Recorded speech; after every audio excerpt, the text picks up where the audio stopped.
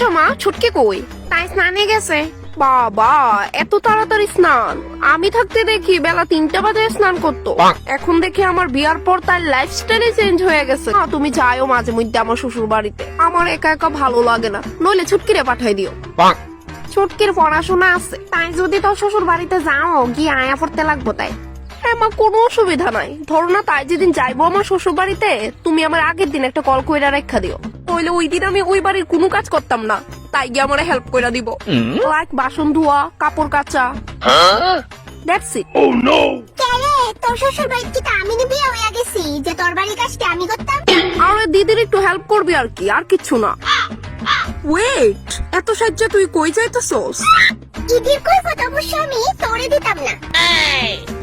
মামা আইতে দেরি হইব বুঝছো, ভোর 5টাও বাজতে পারে, যাইতেছি আমি।